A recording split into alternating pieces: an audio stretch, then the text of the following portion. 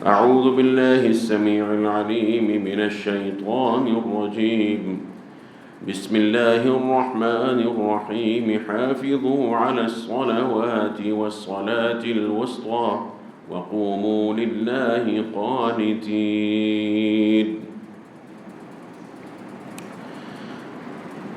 سامعین کرام، جیسا کہ آپ حضرات کے علم میں ہے کہ اللہ رب العزت کی توفیق سے اور صرف اسی کے فضل و کرم کی بدولت ہم اس نے جو نماز اپنے حبیب صلی اللہ علیہ وسلم پر نازل فرمائی ہے اور جس طرح سے پھر آپ نے امت کو سکھائی ہے، اس نماز کی تعلیم اور تعلم کے دور سے گزر رہے ہیں۔ یہ بہت ہی عظیم عبادت ہے، انفرادی شکل میں ہو یا اجتماعی شکل میں ہو۔ جس امت کی نماز ٹھیک ہو جائے اس امت کے تمام معاملات اللہ کی رحمت سے درست اور سیدھے ہو جاتے ہیں۔ ہماری مساجد، یقین کیجئے، اگر ہم اس نماز کو اس طریقے سے قائم کر لیں جس طرح سے اللہ اور اس کے رسول نے ہمیں حکم دیا ہے اور سکھایا ہے،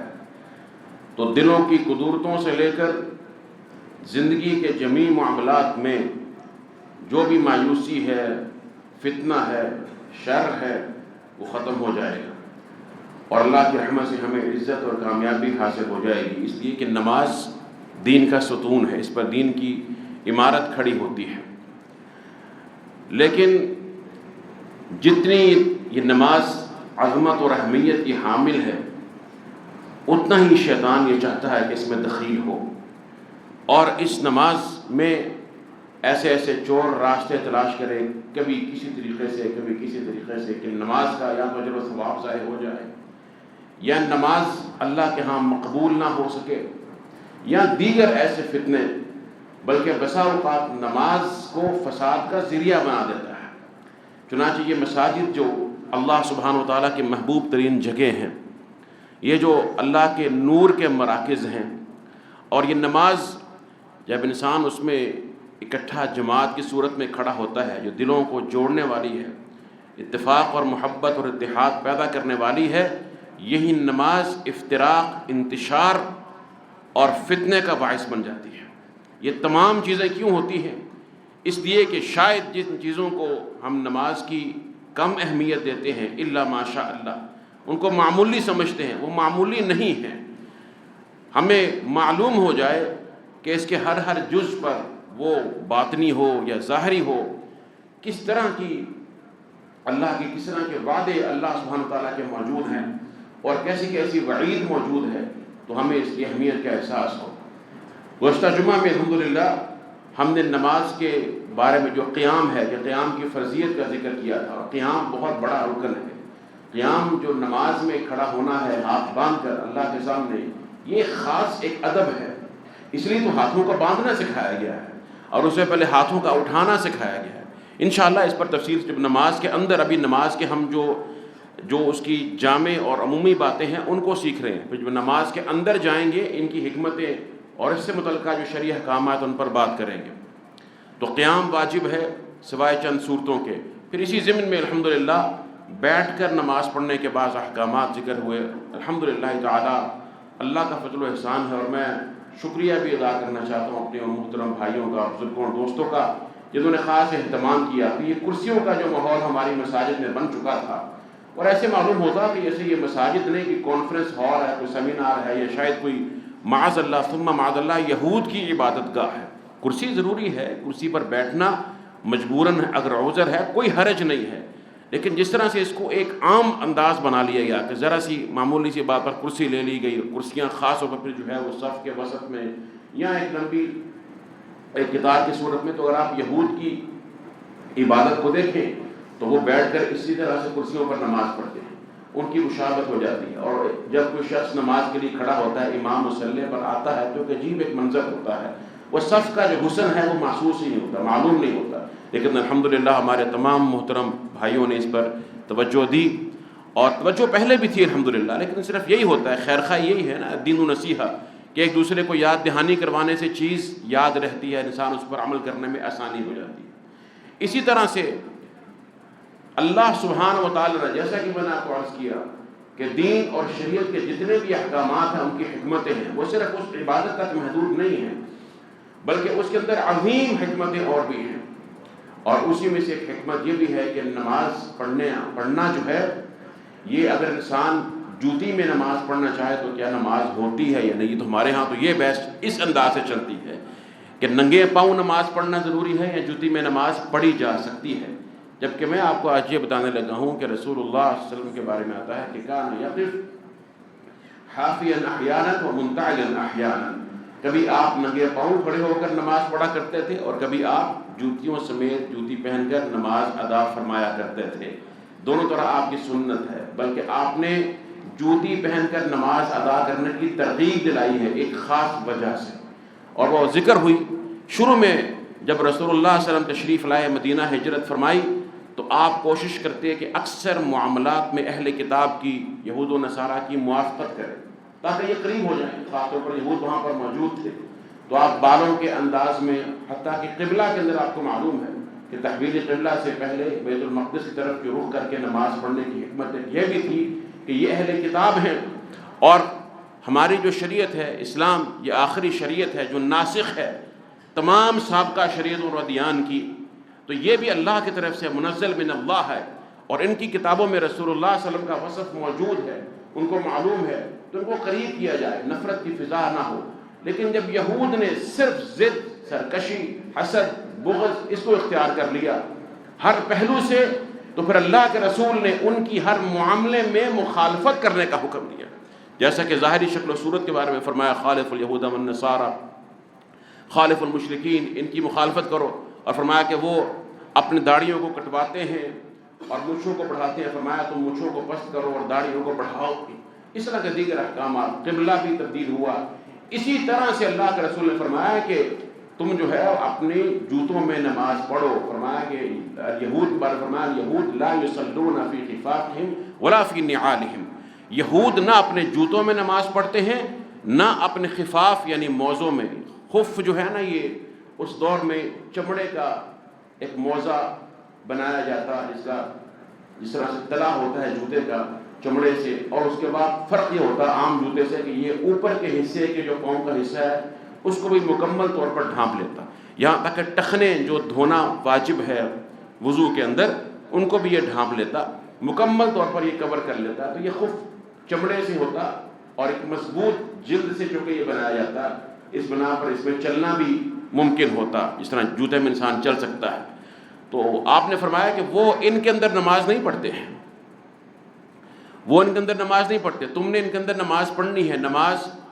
ان کے اندر پڑھا کرو، یہ آپ نے اس پہلو سے حکم دیا۔ لیکن بہرحال جواز موجود ہے جیسا کہ میں نے عرض کیا، اور خاص طور پر جب ہم ایسی مساجد میں آتے ہیں جہاں پر قالین ہیں یا قیمتی دیگر جو چیزیں ایسی بچھائی گئی ہیں، تو وہاں پر ہم صفائی کا خیال کرتے ہیں، لیکن جہاں پر ایسا ممکن ہو، مٹی ہے، گراؤنڈ ہے یا کوئی ایسی جگہ ہے، تو یہ جوتوں میں نماز پڑھ لینے چاہیے تاکہ یہ سنت پر عمل ہو جائے اور اس کی جو مصلحت اور حکمت اللہ کے رسول نے بتائی ہے وہ بھی ہمیں حاصل ہو جائے۔ بالکل اس کو ترک کر دینا، اس کو غلط یا حرام یا اس کو کمتر سمجھ دینا، یہ شریعت کے متضاد رویہ ہے، جو اللہ کے رسول نے حکم دیا اس کے خلاف یہ بات ہے۔ تو آپ نے بلکہ مختلف انداز سے آپ نے فرمایا کہ اذا صلی احدکم فیلبس نعلیہ، جب تم میں سے کوئی نماز پڑھے تو اپنے جوتوں کو وہ پہن لے، اور فرمایا کہ جب ان کو اتارنا ہو، اتارنے کی ضرورت پیش آ جائے تو فرمایا کہ فلا یخلع ولا یضع عن یمینی، اپنے دائیں طرف ان کو نہ اتارے، اور فرمایا کہ ولا عن یساری، اور نہ اپنے بائیں طرف ان کو اتارے، فتکون بین یمینی غیری، اگر بائیں صف میں ہوگا اور اپنے بائیں طرف اتارے گا تو جو ساتھ والا کھڑا ہوا ہے اس کے دائیں طرف ہو جائیں گے، یہ بھی نہیں ہے۔ اور فرمایا کہ اس کو اتارنا ہے تو اس کو اپنے دونوں پاؤں کے درمیان اتار لیں، یہ اللہ کے رسول نے بتایا۔ تو اس سے معلوم ہوا کہ آپ نے اس کا حکم دیا، ترغیب دلائی، اور اگر نماز میں جوتا اتارنے کی ضرورت پیش آ جائے یا نماز سے پہلے تو یہ صورتحال ہونی چاہیے۔ خود رسول اللہ صلی اللہ علیہ وسلم نے، صحابہ کرام بیان کرتے ہیں، ایک دفعہ نماز پڑھائی، آپ نماز پڑھا رہے تھے، اور حتیٰ کان فی بعض صلاتہ، نماز کے دوران جب آپ کچھ حصہ نماز کا گزر گیا تو صحابہ کہتے ہیں کہ خلعنا علیہ، آپ نے اپنے جوتے اتار دیے اور ان کو اپنے بائیں طرف اتارا، کیونکہ آپ امام تھے، آپ کے بائیں طرف کوئی نہیں تھا۔ صحابہ کرام نے بھی آپ کی اتباع کرتے ہوئے اپنے جوتے اتار دیے، سب نے اتار دیے۔ اس سے ایک بات تو یہ معلوم ہوئی کہ وہ رسول اللہ صلی اللہ علیہ وسلم کی اتباع میں کتنے حریص تھے، سوچتے نہیں تھے اللہ کے رسول نے کیا ہے تو ہم نے بھی کر لینا ہے، انہوں نے بھی کر لیا۔ حالانکہ رسول اللہ صلی اللہ علیہ وسلم نے ان کو نماز جوتوں میں پڑھنے کا حکم دیا اور بتایا کہ اس میں پڑھا جانا چاہیے، تو اب انہوں نے نہیں پوچھا کیا وجہ، اتار لیے۔ نماز کے بعد اللہ کے رسول نے پوچھا کہ تم نے ایسا کیوں کیا، تو انہوں نے کہا کہ آپ نے کیا تو ہم نے بھی کر لیے، جب آپ نے جوتے اتار لیے تو ہم نے بھی اتار لیے۔ تو آپ نے ان کے اس فعل کی یا اس جذبے کی نفی نہیں کی کہ تمہیں میری اتباع سے نہیں کرنی چاہیے، پہلے پوچھ لیا کرو کہ میں کیوں کر رہا ہوں۔ پھر آپ نے اس کی توجیہ فرمائی، یعنی آپ نے اس کو برقرار رکھا، اس جذبے کو، یہی ہونا چاہیے۔ ما آتاکم الرسول فخذوہ وما نہاکم عنہ فانتہوا۔ جب اللہ کے رسول نے کوئی عمل کیا، ہمارا کام سوال و جواب انٹرویو کرنا نہیں ہے، تفتیش کرنا نہیں ہے کہ یہ ایسا کیوں ہے تو ویسا کیوں نہیں ہے، اس طرح سے کیوں نہیں ہو گیا۔ ہمارا کام اتباع کرنا ہے، ہم اتباع کرنے کے لیے آئے ہیں رسول اللہ صلی اللہ علیہ وسلم کی، آپ پر حاکم اور جج بننے کے لیے نہیں آئے،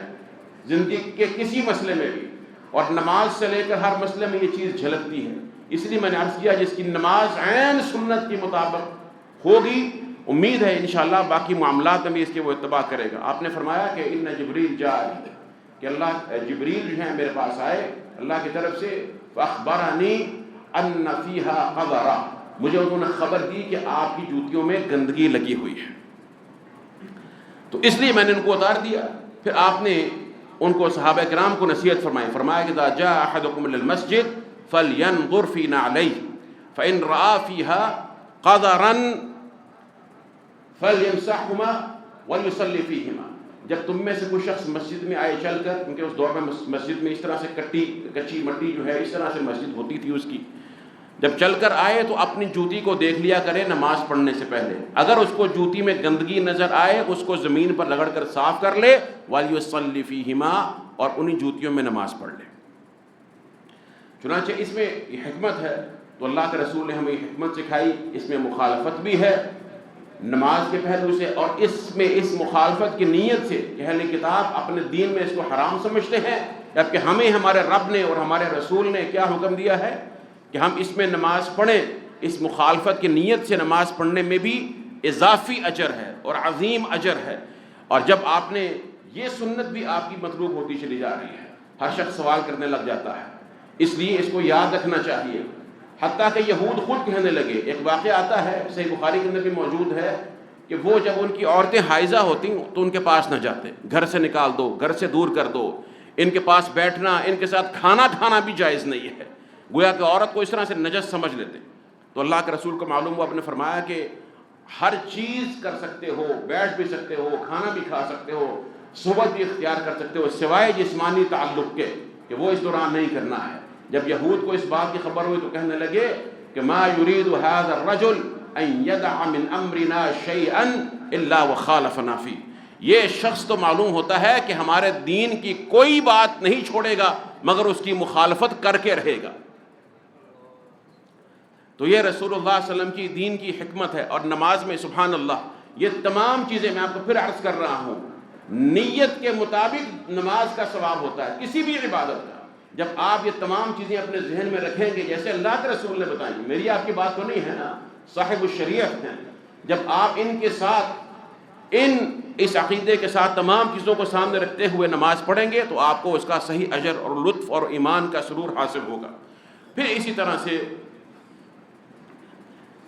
یہ نماز جیسا میں نے عرض کیا خف کے اندر اور جرابوں کے اندر بھی پڑھی جا سکتی ہے۔ انشاءاللہ جب جرابوں پر یا موضوع پر مسح کا مسئلہ آئے گا وہاں پر تفصیل سے بیان کر دیں گے۔ ہمارے ہاں جو جراب ہے یہ جورب جسے صحابہ کرام کہتے ہیں، وہ جورب کچھ اور تھی، وہ موٹے کپڑے کی، اونی کپڑا یا کوئی بھی چیز ہوتی، چمڑے کی نہ ہوتی۔ خف سے اس کا فرق یہ ہوتا کہ وہ کپڑے کی ہوتی، موٹا جیسے کاٹن ہے یا اون ہے اس کی بنائی جاتی، لیکن ہوتی وہ موٹے کپڑے کی کہ اس میں پانی عام طور پر داخل نہ ہو سکتا۔ اس لیے بعض علماء نے کہا کہ آج بھی اگر جراب ہے تو کوئی حرج نہیں ہے۔ کوئی تقریباً 13 صحابہ کرام سے ابن قیم نے ذکر کیا، ابن المنذر کے بعد اضافہ کیا، یہ ثابت ہے کہ وہ جراب پر مسح کر کے نماز پڑھتے، مگر اس جراب پر جو خف کے قریب قریب ہوتی ہے. جو بالکل پتلی جراب ہے جس پر آپ کو جلد نظر آتی ہے یا ہاتھ لگانے سے ہاتھ لگانے سے پانی اندر چلا جاتا ہے, تو وہ جراب جو ہے وہ خف کا مقصد پورا نہیں کرتی, اس لیے ایسی جراب پر مسح کرنے سے احتراز کرنا چاہیے. اس کے بعد رسول اللہ صلی اللہ علیہ وسلم کی یہ بھی سنت مبارکہ ہے کہ آپ نے بطور امام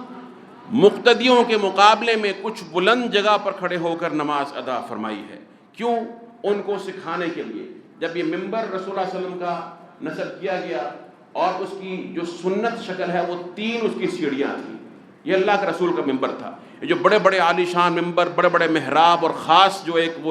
رنگ بنا لیا گیا ہے, یہ سنت کے خلاف ہے.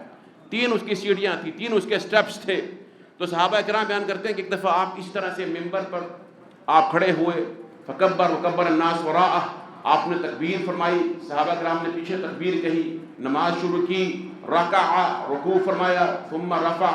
فنزل القہقرہ, رکوع کے بعد جب آپ اٹھے تو آپ اسی طرح سے اپنا چہرہ قبلہ رخ کیے ہوئے پیچھے کی طرف ہٹے, یعنی ممبر سے اترے, اور فسجد فی اصل الممبر, تو ممبر کے بالکل جو بنیاد ہے وہاں پر آپ نے سجدہ فرمایا. پھر اس کے بعد سجدہ کرنے کے بعد آپ دوبارہ ممبر پر چڑھ گئے اور باقی نماز اسی طرح سے پوری کی. نماز کے بعد آپ نے فرمایا کہ انی انما صنعت ھذا لتأتموا بی سبحان اللہ ولتعلموا صلاتی, میں نے نماز میں یہ ممبر پر کھڑے ہو کر آج اس لیے اس طرح سے کیا ہے تاکہ تم میری اقتداء میں نماز سیکھ لو کہ نماز کیسے ہے, کیسے پڑھی جانی ہے, اور اس کی شکل و صورت, اس کی حیت نبوی کیا ہے. چنانچہ سے معلوم ہوا اگر کوئی ایسا مقصد ہو جگہ کی تنگی کی بنا پر یہ نماز کی نبوی کی تعلیم دینی ہے, سکھانا ہے, تو امام مقتدی سے بلند ہو سکتا ہے, خاص طور پر جب کچھ مقتدی اوپر اس کے ساتھ شریک ہیں اوپر کی سطح پر, تو کوئی حرج نہیں ہے کسی بنا پر. لیکن خام خواہ امام کے لیے چبوترا بنانا, اوپر کھڑا کرنا اور مقتدی کو نیچے کرنا, یہ مناسب نہیں بلکہ جائز بھی نہیں ہے. اس میں کئی طرح کے محظورات ہیں. بہرحال یہ ایک بات ضمناً آ گئی. پھر اس کے بعد ایک بہت ہی اہم مسئلہ ہے نماز کا, جس نے ہماری نمازوں میں کثیر بگاڑ پیدا کر دیا ہے, اور وہ مسئلہ ہے سترے کا. سترہ بولتے ہیں اس آڑ کو یا اس عورت کو جو نمازی اپنے سامنے رکھتا ہے اور اس کے بالکل قریب ہو کر نماز پڑھتا ہے, تاکہ اگر کوئی شخص اس کے سامنے سے گزرنا چاہے تو سترے کے پرے سے گزر جائے, اس کے بالکل نمازی کے سامنے سے نہ گزرے. سترہ اسے کہا جاتا ہے. اللہ کے رسول نے فرمایا اذا صلی احدکم فلیصلی الی سترہ ولیدن منہا, جب تم میں سے کوئی نماز پڑھے تو سترے کی طرف نماز پڑھے اور اس کے قریب ہو کر, جتنا قریب ہو سکے نماز پڑھے, سترے کے قریب ہو کر نماز پڑھے. سترہ نماز میں نہ رکھنا کئی طرح کے بگاڑ کو پیدا کرتا ہے. سب سے بڑا بگاڑ اللہ کے رسول نے خود فرما دیا, فرمایا لا یقطع الشیطان عنہ صلاتہ, ایسا نہ ہو کہ وہ سترہ نہ رکھے تو شیطان اس کی نماز کو خراب کر دے, اس کی نماز کو بگاڑ دے, قطع کر دے. اور اس شیطان کی صورت کیا ہو سکتی ہے؟ کئی صورتیں ہو سکتی ہیں اس شیطان کی. وہ شیطان انسانی شکل میں بھی ہو سکتا ہے, جیسا کہ اللہ کے رسول نے فرمایا اگر تو نے سترہ رکھا ہوا ہے اپنے سامنے اور قریب رکھنا ہے, بالکل کتنا قریب یہ بیان کرتا ہوں ابھی میں. پھر اس کے بعد کوئی شخص اس سترے کے پرے سے گزرنے کی بجائے تیرے اور سترے کے درمیان سے گزرنے کی کوشش کرے, اس کو روک. فَإِنْ أَبَى فَلْيُقَاتِلْ, اگر وہ نہیں رکتا, انکار کرتا ہے, ضد کرتا ہے کہ میں نے یہیں سے گزرنا ہے, فرمایا اس سے لڑائی کر, اس سے جسمانی طور پر سختی کے ساتھ اس کو پیچھے دھکیل دے, کیونکہ فَإِنَّمَا هُوَ الشَّيْطَانُ, وہ شیطان ہے. اور دوسری بات میں فرمایا کہ فَإِنَّ مَعَهُ قَرِينٌ, اس کے ساتھ جو ہے قرینہ, اس کے ساتھ جو ہے وہ قرین ہے, وہی شیطان ہے. تو گویا یہ جو صفت ہے نا, یہ اس قسم کی نمازی کے آگے سے جان بوجھ کر گزرنا, تو یہ وہ شخص مجرم ہوگا جو گزرے گا اگر نمازی نے سترہ رکھا ہوا ہے. اگر سترہ نہیں رکھا, جیسے ہمارے بعض دوست کرتے ہیں کہ کہیں بھی کھڑے ہو کر نماز پڑھ لیتے ہیں, گزرنے والے پریشان ہیں, کوئی سامنے کوئی آڑ نہیں ہے, کیا کریں. تو اس لیے سترا کسی بھی شے کو بنایا جا سکتا ہے، دیوار ہو سکتی ہے، ستون ہو سکتا ہے، کرسی ہو سکتی ہے. کوئی شخص اگر آپ کے سامنے بیٹھا ہوا ہے، آپ کو معلوم ہے کہ وہ نماز پڑھ رہا ہے، ایسے کہ ابن عمر نے کہا کہ ولنی ظہرک، کہ اپنی پیٹھ جو ہے، پشت وہ میری طرف پھیر لو، تو وہ بھی سترا بنایا جا سکتا ہے. بہرحال کوئی نہ کوئی آڑ ہونی چاہیے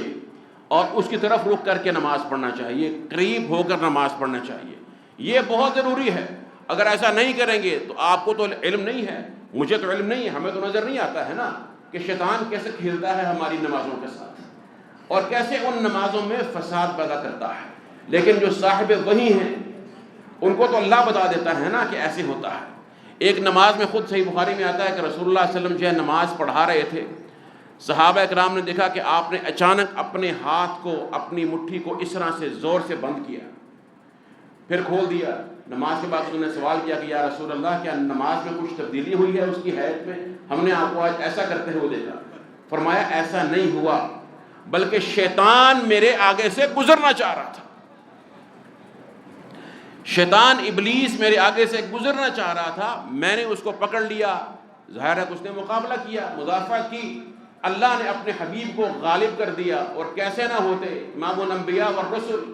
کہتے ہیں میں نے اس کی گردن کو دبایا، اتنا دبایا کہ یہاں تک کہ میں نے اس کے گلے کی رطوبت کی ٹھنڈک کو اپنے ہاتھ پر محسوس کیا. اور پھر پہلے میرے جی میں یہ آیا کہ میں اس کو پکڑ لوں اور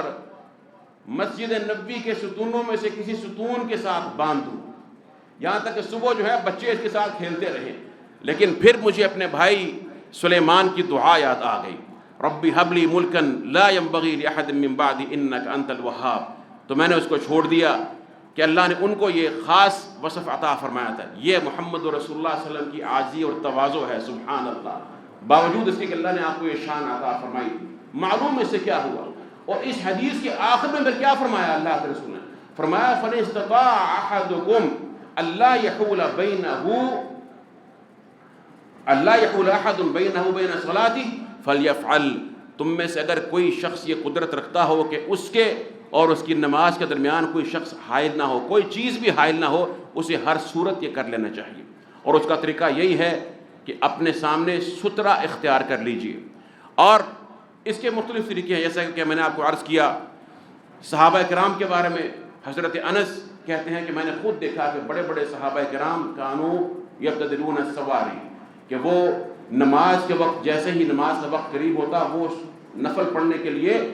ستونوں کو تلاش کیا کرتے تھے، ان کی طرف بھاگتے کہ ہم اس کی طرف رخ کر کے جو ہے وہ نماز پڑھ لیں. حضرت عمر نے شخص کو دیکھا کہ وہ دو ستونوں کے درمیان نماز پڑھ رہا ہے. آپ نے اس کو پکڑ کر اس کا رخ جو ہے وہ ستون کی طرف کر دیا اور کہا کہ اس کی طرف رخ کر کے نماز پڑھ. اسی طرح سے خود رسول اللہ صلی اللہ علیہ وسلم جو ہیں وہ بھی ستون کی طرف رخ کر کے کبھی کبھی نماز پڑھا کرتے، بطور سترہ اس کو اختیار کرتے. فتح مکہ کے موقع پر جب اللہ کے رسول کعبہ میں داخل ہوئے، اس کی تطہیر کے بعد حضرت بلال اللہ کے رسول کے ساتھ تھے رضی اللہ تعالی عنہ، آپ کے ساتھ تھے. چنانچہ جب آپ کعبہ میں اس کے اندر داخل ہوئے اور حضرت ابن عمر جو ہیں وہ کچھ پیچھے رہ گئے، اور آپ کے علم میں ہے کہ ابن عمر رضی اللہ تعالی عنہما یہ انتہائی حریص تھے کہ اللہ کے رسول کی ہر سنت پر عمل کیا جائے، چھوٹی ہو یا بڑی ہو، جیسا آپ نے کھایا ہے وہی کھایا جائے، اور جس رنگ کو آپ نے پہنا ہے اسی رنگ کو جوتی میں بھی اختیار کیا جائے. حتیٰ کہ جہاں بیٹھ کر آپ نے قضائے حاجت فرمائی ہے، حالانکہ یہ اکثر علماء کا نزدیک راجح یہ کہ مستحب نہیں ہے کیونکہ یہ دنیاوی آپ کی عادی چیزیں ہیں، مگر اتنے حریص تھے کہ اسی جگہ پر بیٹھتے چاہے ان کو حاجت ہوتی یا نہ ہوتی، اس راستے سے گزرتے ہوئے وہاں بیٹھا ضرور کرتے تھے کہ میں نے اللہ کے رسول کی اتباع کرنی ہے. چنانچہ ان کو یہ حرص تھی کہ میں دیکھوں کہ اللہ کے رسول جب کعبہ کے اندر گئے تو آپ نے وہاں پر نماز پڑھی، ادا فرمائی، کس طرح سے کیا. لیکن خود نہیں جا سکے، بلال سے پوچھا تو بلال نے ان کو یہ کیفیت بتائی. اب ان کی اپنی کیفیت کیا ہے ابن عمر کی، سنیے ذرا. حدیث میں آتا ہے، صحیح بخاری کی روایت ہے، کہتے ہیں کہ جب وہ کعبہ کے اندر حین یدخل جب داخل ہوتے، مشا قبل وجہی اپنے سامنے کی دیوار کی طرف چلتے، وجعل الباب قبل ظہری اور جو دروازہ جس سے داخل ہوئے تھے نا اس کو اپنے پیچھے چھوڑ دیتے. فمشا دیوار کی طرف، جو سامنے کی دیوار ہے کعبہ کی، دروازے سے داخل ہونے کے بعد اس کی طرف چلتے رہتے، حتیٰ یکون بینہ وبین الجدار الذی قبل وجہہ ثلاثۃ اذرع، یہاں تک کہ جب دیوار اور ان کے درمیان 3 ذراع کا فاصلہ رہ جاتا. 3 ذراع یہ ایک ذراع کی مقدار ہے، اس انگلی سے لے کر کوہنی تک یہ ایک ذراع ہے، اور وہاں پہ ثلاثۃ اذرع 3 ذراع، تو کتنے بن گئے؟ تقریباً کوئی 5-5.5 فٹ کے قریب یہ طوالت جو ہے یہ بن جاتی ہے. چنانچہ جب آپ اتنا قریب ہو گئے ابن عمر، تو پھر انہوں نے اپنی نماز ادا کی، یعنی دیوار سے اتنے فاصلے پر، جو پاؤں تھے ان کے، نماز ادا کرنے والے کے جو پاؤں ہے ان کا اور دیوار کا اتنا فاصلہ ہے. اور ساتھ حدیث میں ذکر موجود ہے کہ یتوخى المکان الذی اخبر بہ بلال ان رسول اللہ صلی اللہ علیہ وسلم صلی فیہ، وہ جگہ تلاش کر رہے تھے کہ جہاں پر بلال نے ان کو بتایا کہ اللہ کے رسول نے نماز پڑھی تھی، بالکل اسی جگہ. تو یہ کیا معلوم ہوا کہ جب انسان نماز پڑھے تو قریب ترین ہو. اور یہ جو 5 فٹ کا تقریباً فاصلہ ہے، یہ جو فاصلہ ہے یہ ایک ذراع ایک جو بنتا ہے، من تقرب الی ذراعا تقربت الیہ باعا. حدیث قدسی میں آتا ہے، اللہ نے فرمایا، اللہ کے رسول فرماتے ہیں کہ اللہ فرماتے ہیں جو میری طرف ایک ذراع بڑھتا ہے میں اس کی طرف ایک باع بڑھتا ہوں، دونوں ہاتھوں کا پھیلاؤ. سبحان اللہ. من اتانی یمشی اتیتہ ہرولا، جو میری طرف چل کر آتا ہے میں اس کی طرف دوڑ کر جاتا ہوں. کہتا ہے جی اللہ رحم نہیں کرتا، اللہ سے تو اللہ کی طرف بڑھ کر دیکھ تو صحیح، جیسے بڑھنے کا حق ہے اپنے دل کو صاف تو کر، سنت نبی کی اتباع تو کر، پھر دیکھ اللہ سبحانہ تعالیٰ کی رحمت کیسی. بہرحال اسی طرح سے دوسرے مقام پر آتا ہے کہ کان بین مصلی رسول اللہ و بین الجدار ممر الشاہ، کہ اللہ کے رسول کی نماز پڑھنے کی جگہ اور دیوار جو آپ کے سامنے ہوتی، ان دونوں کے درمیان بکری کے گزرنے کی جگہ ہوتی. وہ تقریباً کوئی بنتا ہے کوئی نصف فٹ، آپ سمجھ لیجئے کچھ اس سے زائد ہوگا. آپ دونوں حدیثوں میں کس طرح سے توافق پیدا کریں گے؟ ایک میں ذکر ہے کہ 5-5.5 فٹ کا، اور ایک میں ذکر ہے تقریباً 1 فٹ سے بھی کچھ کم. تو علماء نے یہاں بیان کیا کہ اس سے مراد جو آپ کا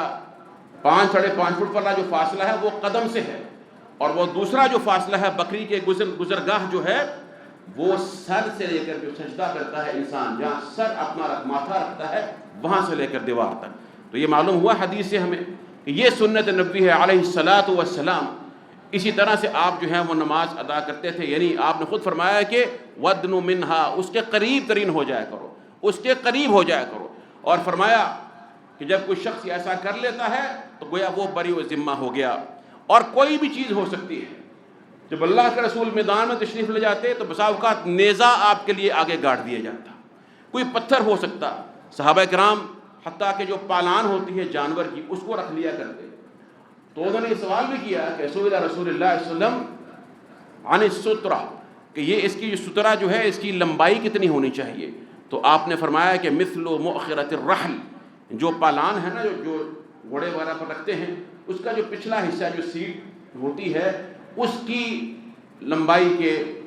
اونچائی کے برابر، وہ تقریباً کوئی 1 فٹ سے کچھ کم یا 1 فٹ ہے. تو یہ اندازہ ہے نا کہ یہ مختلف ہو سکتی ہیں، اتنی سختی والی کوئی اس میں بات نہیں ہے. یعنی 2.5 فٹ بھی ہو سکتا ہے اور تقریباً 1 فٹ بھی ہو سکتا ہے. تو کوئی بھی چیز، کوئی لاٹھی ہو سکتی ہے، پتھر ہو سکتا ہے، کوئی اور چیز ایسی ہو سکتی ہے کہ جو میسر ہے، جیسے کرسی ہے تو کرسی کا ایک پایا بھی ہو سکتا ہے. کوئی بھی چیز، حتیٰ کہ کوئی انسان بھی ہو سکتا ہے. اور کوئی انسان اگر سامنے ہو تو اس کے ہونے میں حرج نہیں ہے، لیکن بہتر یہ ہے کہ اس کی پشت ہو، اس کا چہرہ نہ ہو. یعنی جیسے انسان یوں بیٹھا ہوا ہے اور اس کا چہرہ جو ہے وہ نمازی کی طرف ہے، تو یہ بات مناسب نہیں ہے. اس سے نماز میں تشویش پیدا ہو سکتی ہے. اور یہ ویسے بھی یہ ایک طرح سے مشابہت ہوتی ہے، ذہن میں خیال آ سکتا ہے کہ میں گویا اس کو سجدہ کر رہا ہوں. حضرت عائشہ فرماتی ہیں رضی اللہ تعالی عنہا، کہتی ہے کہ جب اللہ کے رسول رات کو نماز پڑھا کرتے تھے، اب وہ چھوٹی سی حجرے ہوا کرتے تھے، بڑے بڑے وہ گھر تو نہیں تھے ہمارے گھروں کی طرح، ہم ان پر بھی شکوہ شکایت کرتے رہتے ہیں. اتنا چھوٹا حجرہ تھا. فرماتی ہے وَكُنْتُ مُسْتَجِعًا بَيْنَهُ وَبَيْنَ الْقِبْلَةِ، کہ میں ان کے اور ان کے قبلے کے درمیان جو ہے وہ لیٹتی تھی، اور میرے پاؤں جو ہیں وہ آپ کے سجدہ کرنے کی جگہ پر ہوتے تھے. اللہ اکبر. اور جگہ اتنی کم ہوتی کہ آپ جب میں پاؤں سیدھے کرتی تو آپ سجدہ نہ کر پاتے، چنانچہ آپ طویل قیام اور رکوع کے بعد جب سجدے کے مقام پر پہنچتے تو میرے ہاتھوں کو اشارہ کر دیتے، میں پاؤں سمیٹ لیتی، آپ سجدہ کر لیتے، جب سجدہ کر لیتے دوبارہ پاؤں اپنے میں پھر پھیلا لیتی تھی۔ تو اس طریقے کے ساتھ جو ہے یہ انہوں نے اس کا ذکر فرمایا، اور ساتھ انہوں نے یہ بھی کہا کہ فَكَانَتْ لِي الْحَاجَةُ فَأَكْرَهَ أَنْ اسْتَقْبَلَهُ فَأَنْ أَقُومَ فَاسْتَقْبَلَهُ فَأَنْسَلَّ انسلالا، کہ جب مجھے کوئی ضرورت پیش آتی، انسان ہے نا، قضاء حاجت ہے، کوئی حاجت ہے کہ ہماری ماں کو رضی اللہ تعالی عنہا اٹھنا پڑ گیا ہے اپنے بستر سے اور اللہ کے رسول نماز ادا فرما رہے ہیں، تو کہتی ہے کہ میں اس بات کو ناپسند کرتی کہ میں اسی طرح سے اٹھوں یہاں تک کہ میرا چہرہ آپ کے چہرے کے سامنے آ جائے، میں اس کو ناپسند کرتی، تو میں کیا کرتی کہ میں اسی طرح سے اپنے جسم کو چھپاتے ہوئے کھسکتی ہوئی پاؤں کی جگہ سے کھسک کر باہر نکل جاتی۔ انسلّا انسلال، بات سمجھ آ رہی ہے نا؟ اس سے علماء نے استدلال کیا کہ گویا کہ یہ چیز پسندیدہ نہیں ہے کہ انسان اپنا چہرہ جو ہے وہ اس طرح سے بیٹھ کر نمازی کے سامنے بیٹھ جائے، اس میں خلل واقع ہو سکتا ہے، جواز میں بہرحال اختلاف ہے، مکروہ ہے سب کے نزدیک، لیکن صحیح بات یہ ہے اگر پشت ہو تو اس میں کوئی حرج نہیں ہے۔ چنانچہ اللہ کے رسول نے فرمایا کہ جب کوئی تم میں سے نماز پڑھتا ہے اور اپنے سامنے وَوَضَعَ بَيْنَ يَدَيْهِ مِثْلَ مُؤْخِرَةِ الرَّحْلِ، اپنے سامنے پالان کی جو لکڑی ہے پچھلی اس کی طوالت کے مانند کوئی شے رکھ لیتا ہے، تو کہتا ہے کہ فرمایا کہ فَلْيُصَلِّ فَلَا يُبَالِ بِمَّن مَرَّ وَرَاءَ ذَلِكَ، نماز پڑھ لے، اس کے بعد اس لکڑی سے پرے کوئی گزرتا ہے، جو بھی گزرنا چاہے گزرتا رہے، اس کے گزرنے کی پرواہ اس کو نہیں کرنی چاہیے۔ اسی طرح سے یہ بھی سمجھ لیجئے کہ جب نماز با جماعت ہو رہی ہے تو امام کا سترہ جو ہے وہ مقتدیوں کے لیے کافی ہے۔ اگر امام کے آگے سترہ موجود ہے تو ہر مقتدی کے آگے سترے کی ضرورت نہیں ہے، برابر ہے کہ آپ یہ کہیں کہ امام کا سترہ ان کو کافی ہے یا امام خود سترہ ہے، کچھ بھی آپ سمجھ لیجئے، ہمارا سنت یہی ہے۔ ابن عباس فرماتے ہیں کہ میں اس طرح سے اللہ کے رسول جو ہے وہ نماز کروا رہے تھے، کھلا میدان تھا، آپ کے سامنے غیر جدار، سامنے کوئی دیوار نہیں تھی، اور آپ کے سامنے جو ہے وہ نیزہ گاڑا گیا تھا، بلکہ ذکر اس کا اس حدیث کے اندر موجود نہیں ہے۔ بہرحال آپ نماز پڑھا رہے تھے تو کہتے ہیں کہ میں نمازیوں کی صف کے ایک حصے میں سے ان کے آگے سے گزرا، کسی نے مجھ پر انکار نہیں کیا۔ امام کے آگے سے نہیں گزر سکتا ہے، اگر امام موجود ہے، امام کے آگے سترہ موجود ہے، تو کوئی شخص کسی حاجت کی بنا پر اگر صف میں سے کے آگے سے گزرنا چاہتا ہے مقتدیوں کی تو اس میں کوئی حرج والی بات نہیں ہے، لیکن بنا عذر نہیں، کسی عذر کی بنا پر۔ بہرحال چند مسائل تھے میرے محترم بزرگوں اور دوستو، یہ بہت ہی اہم مسئلہ ہے، سترے کو ہلکا نہیں جاننا چاہیے، کھلا میدان ہو، کھلی جگہ ہو یا مسجد ہو۔ آپ نے سن لیا کہ دونوں صورتوں میں خود رسول اللہ صلی اللہ علیہ وسلم کی اور صحابہ کرام کی آپ کی اتباع کے طور پر یہی سنت ہے کہ سترے کا اہتمام کیا کرتے تھے، خواہ وہ کوئی مسجد میں چیز موجود ہوتی جیسے کہ ستون ہے یا کوئی اور چیز شے ہوتی، حتیٰ کہ بعض صحابہ سے یہ بھی ثابت ہے جیسے کہ حضرت انس نے روایت کیا کہ وہ اپنا نیزہ جو ہے وہ سامنے اپنے گاڑ لیتے، کیونکہ مسجد کچی تھی، کچی زمین تھی، چنانچہ کوئی چیز اگر میسر نہیں ہے تو اپنے نیزے کو، اپنی لاٹھی کو گاڑ کر جو ہے وہ اس کے پیچھے نماز ادا کر لی۔ سترے کا اہتمام جو ہے یہ کیا جانا چاہیے، شیطان کے شر سے محفوظ رہیں گے، نماز میں انقطاع نہیں آئے گا، نماز کا خشوع ملے گا، اور جو گزرنے کی کوشش کرتا ہے نمازی کے سامنے سے، اس میں بھی بے انتہا لاپرواہی ہے۔ اللہ کے رسول نے فرمایا لو یعلم المار بین یدی المصلی ماذا علیہ لکان علیہ ان یقف 40، اگر نمازی کے سامنے سے گزرنے والے کو معلوم ہو جائے کہ یہ کتنا بڑا گناہ ہے تو وہ 40 کھڑا رہے۔ اب راوی یہاں پر بھول گئے ہیں، اللہ کے رسول نے بتایا وہ بات یقینی تھی، لیکن راوی کو شک ہے کہ 40 دن ہے، 40 مہینے ہیں، یہ 40 سال ہیں۔ بہرحال اتنا بڑا گناہ ہے کہ کم از کم بھی اگر ہم 40 دن بھی لیں تو وہ کھڑا رہے، آگے سے نہ گزرے۔ اور جیسے کہ آپ نے سن لیا کہ یہ گزرنا جو ہے یہ بذات خود ایک شیطانی فعل ہے، زبردستی گزرنا، اور نماز پڑھنے والے کو بھی چاہیے کہ ایسی جگہ پر نماز نہ پڑھے جو لوگوں کے گزرنے کی جگہ ہے، سامنے سترہ بھی نہیں ہے اور لوگوں کے لیے پریشانی کا باعث بنتا ہے۔ اس حالت میں وہ خود مجرم ہے، اس حالت میں وہ خود اس بات کا ذمہ دار ہے۔ چنانچہ ہم دیکھتے ہیں کہ بسا اوقات مسجد میں جگہ خالی ہوتی ہے، پہلی صف خالی ہے، سترہ میسر ہے، لیکن بالکل دیوار کے ساتھ پیچھے یا راستے میں گزرگاہ میں بغیر کسی وجہ کے نماز پڑھی جاتی ہے، جس بنا پر تمام گزرنے والے کو بھی دقت ہوتی ہے۔ میرے محترم بزرگوں اور دوستو، ہماری جو مساجد ہیں یہ اللہ کی رحمت کی جگہ ہے۔ اللہ نے قرآن میں کہہ دیا فی بیوت اذن اللہ ان ترفع ویذکر فیہا اسمہ یسبح لہ فیہا بالغدو والآصال رجال لا تلہیہم تجارۃ ولا بیع عن ذکر اللہ واقام الصلاۃ وایتاء الزکاۃ۔ یہ اللہ کے گھروں سے نور جہاں سے ملتا ہے، اللہ کی رحمت ہوتی ہے، اللہ کی مہمان نوازی ہوتی ہے۔ فرمائیے یہ مساجد کو آباد کرنے والے اللہ کے ہمسائے ہیں، اللہ ان کی مہمان نوازی کرتا ہے۔ سبحان اللہ، اتنے اس کے فضائل ہیں۔ ان مساجد میں جب ہم آتے ہیں نماز پڑھنے کے لیے، بسا اوقات کہ دیکھ کر دکھ ہوتا ہے کہ ہمارے بھائیوں کے اندر محبت پیدا ہونی چاہیے، یگانگت اور اتحاد پیدا ہونا چاہیے۔ اگر کسی کو غلطی و خطا ہے، اس کو اچھے طریقے سے اور اس جذبے کے ساتھ کہ اللہ اس کی بھی اصلاح کر دے،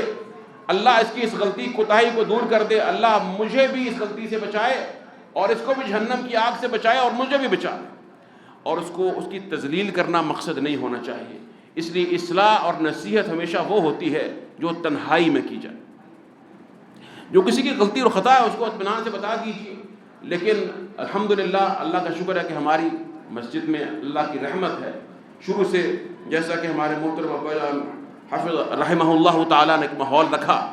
تو اس قسم کے جو آلائشیں ہیں ان سے کافی حد تک ہم دور ہیں الحمدللہ،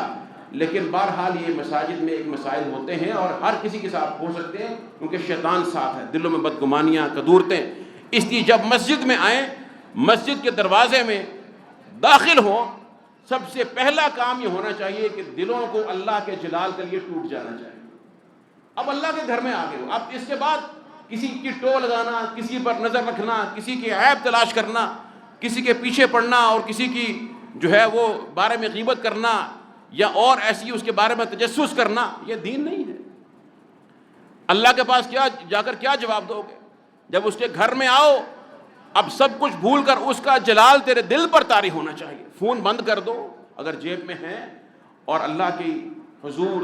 جو حاضری کے لیے تیار ہو جانا چاہیے۔ اور یہ حاضری نماز میں کھڑے ہونے کے بعد نہیں پیدا ہوتی ہے، یہ وضو کرنے سے بھی پہلے پیدا ہوتی ہے کہ میں چل کر جا کہاں پر رہا ہوں۔ الحمدللہ بہت سے ہمارے بھائی اور دوست ایسے ہیں، اور ہمارے نمازیوں میں سے ایسے جو شوق سے نماز سے پہلے مسجد میں آتے ہیں، اذان کہتے ہیں الحمدللہ۔ اور اس طرح سے ہمارے کئی دوست اور بھائی ہیں جو جمعے کے روز چاہتے ہیں کہ ہم اول وقت میں ہم داخل ہوں، اجر و ثواب۔ یہ تمام محبتیں ہیں نا، اللہ نے ان کی بہت قدر کی ہے انشاءاللہ العزیز، اللہ قبول فرما لے۔ تو بہرحال یہ چیز ہونی چاہیے۔ اس لیے میری درخواست یہ ہے، آج سے عہد کریں کہ نماز پڑھنے کے لیے جب مسجد میں آئیں، جب ساتھ ایک صف میں کھڑے ہو جاتے ہیں، جیسے آپ شریعت کی تمام جزیات کی اصولوں کی اتباع کرتے ہیں، اسی طریقے سے اپنے دلوں کو قدورتوں سے پاک کر لیجئے۔ اس میں یقیناً امت کی وحدت ہے اور یگانگت ہے، امت کے اتفاق میں، اتحاد میں برکت ہے، اللہ کی رحمت ہے۔ فرمایا ید اللہ علی الجماع، اللہ کا ہاتھ، اس کی نصرت، اس کی تائید جماعت کے ساتھ ہوتی ہے۔ یہ جماعت نہیں ہے جو ساتھ کھڑے ہوئے ہیں لیکن دلوں میں بغض اور کدورت ہے، دل دور ہیں، یہ جماعت نہیں ہے۔ اور اگر صف بھی ایسی بنائی ہے، ماشاءاللہ صف کے احکامات میں آ جائے گا کہ پاؤں دور ہیں، پاؤں ٹیڑھے ہیں، یہ صف نہیں ہے۔ صف جسمانی طور پر بھی ویسے ہونی چاہیے جیسے اللہ کے رسول نے سکھائی، اور روحانی طور پر بھی ایسے ہونی چاہیے۔ اللہ مجھے اور آپ کو توفیق عطا فرمائے اور ہمارے کہنے اور سننے کو قبول فرما لے، ہماری نمازوں کو ویسا بنا دے جیسا اس کو پسند ہے۔ وباللہ تعالیٰ توفیق، وآخر دعوانا الحمدللہ۔